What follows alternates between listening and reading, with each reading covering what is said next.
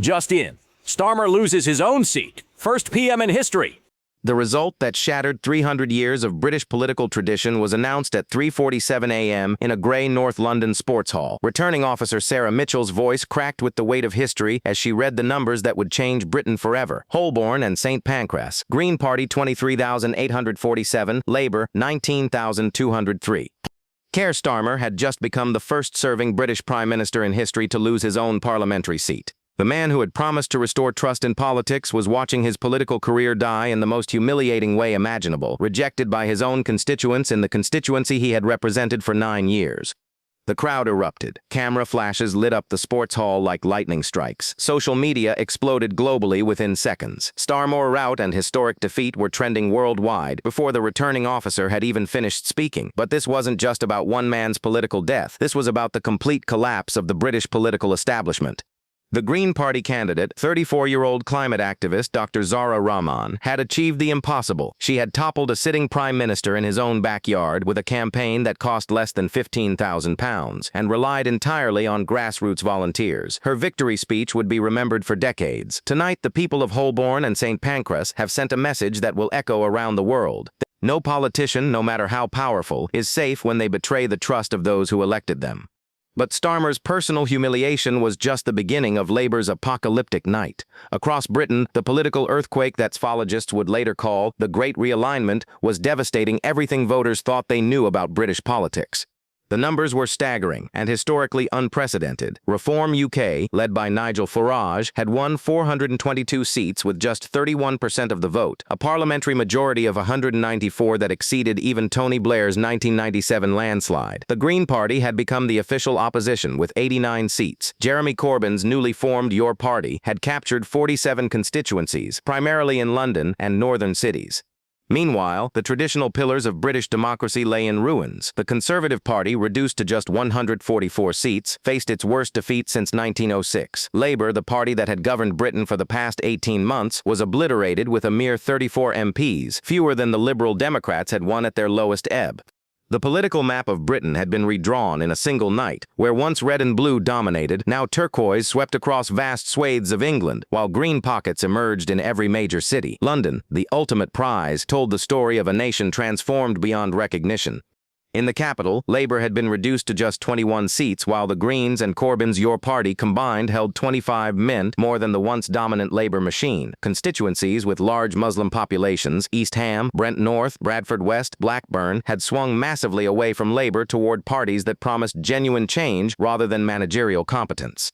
The most shocking demographic shift emerged from exit polling data that would dominate headlines for weeks. Young Pakistani and Bangladeshi men, traditionally Labour's most loyal voters, had defected en masse to Reform UK. The party that many had dismissed as exclusively appealing to white working-class voters had somehow captured the imagination of Britain's most diverse communities. The party Aisha Ali Khan, a Labour activist from Bradford, captured the bewilderment in a viral TikTok video filmed outside a counting station. "My nephew just voted for Nigel Farage. My nephew, a 19-year-old Pakistani lad from Bradford, voted for the man we were told was a racist. What does that tell you about how badly Labour has failed?" That video, viewed 8.7 million times in 12 hours, crystallized the seismic shifts reshaping British politics. Traditional tribal loyalties based on class, ethnicity, and family tradition had shattered. Young voters, facing a cost-of-living crisis that made homeownership impossible and basic heating unaffordable, were choosing radical change over familiar disappointment.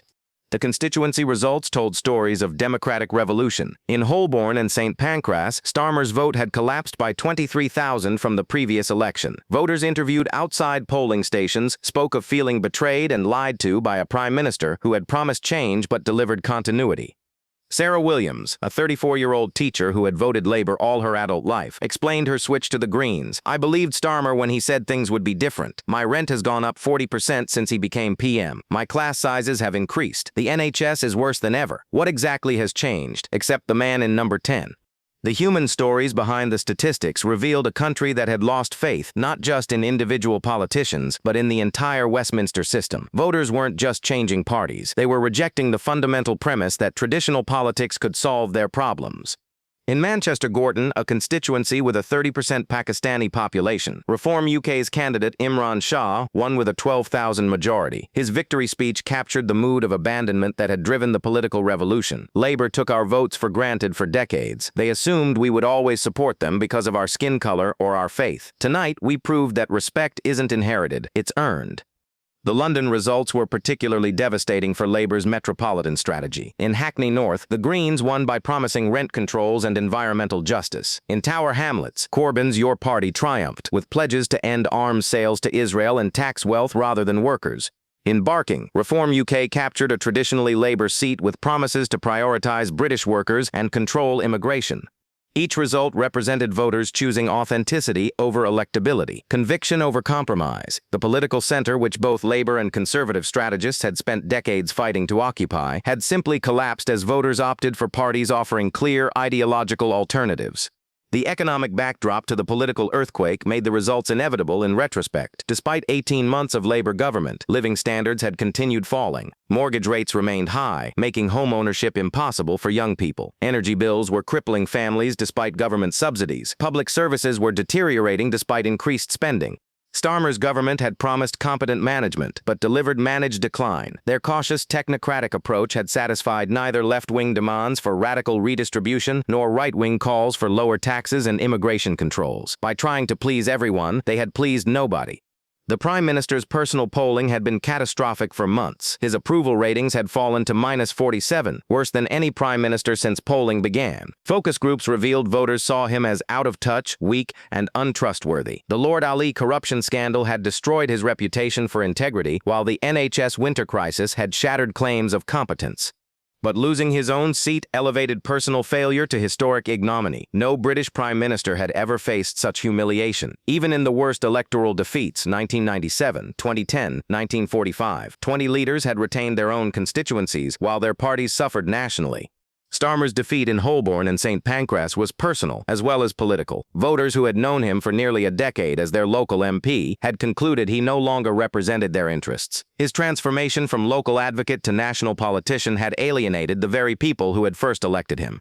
The constituency campaign revealed the depth of local anger. Green Party volunteers reported unprecedented enthusiasm for their candidate, with voters expressing fury about Starmer's acceptance of luxury gifts while their own living standards declined. The contrast between his £18 million penthouse lifestyle and their struggles with housing costs had become politically toxic. Local party members who had worked on Starmer's previous campaign stayed home or actively campaigned against him. One former Labour councillor, speaking anonymously, captured the betrayal felt by longtime supporters. "We knew Keir when he was just our MP. He cared about local issues, fought for our hospital, understood our problems. Then he became Prime Minister and forgot where he came from."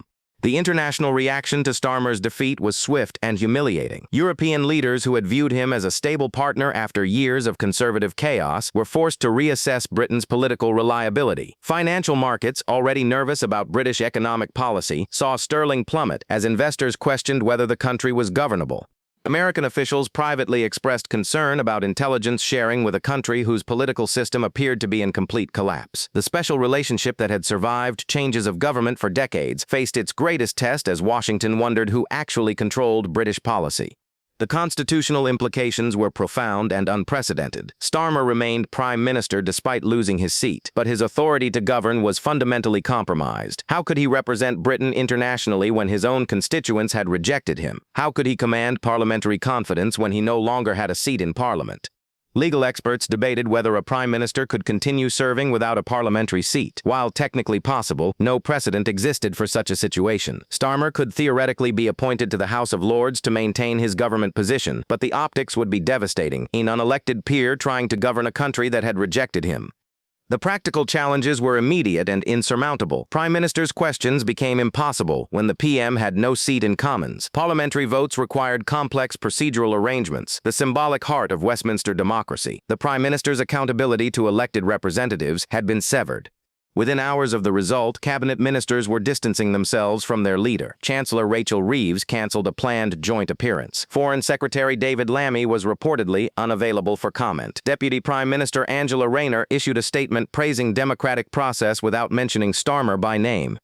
The leadership speculation began immediately. MPs who had remained loyal through scandals, crises, and policy failures suddenly discovered principles that required Starmer's immediate resignation. The Parliamentary Labour Party, reduced to 34 traumatized survivors, faced an impossible choice: continue supporting a discredited leader or trigger an election that might reduce them further. Reform UK's victory celebration at their party headquarters became a global media spectacle. Nigel Farage, the political outsider who had spent decades trying to break the Westminster duopoly, finally achieved his ultimate ambition. His victory speech was gracious but pointed. Tonight, the British people have chosen hope over fear, change over continuity, democracy over technocracy. The policy implications of Reform UK's landslide were immediate and radical. Their manifesto promised withdrawal from the European Convention on Human Rights, dramatic reductions in immigration, massive tax cuts funded by public spending reductions, and a fundamental renegotiation of Britain's international commitments. Within hours, EU officials were emergency planning for potential British withdrawal from international agreements. NATO allies were seeking assurances about defense commitments. Trade partners were reviewing commercial relationships with a country whose foreign policy might change radically.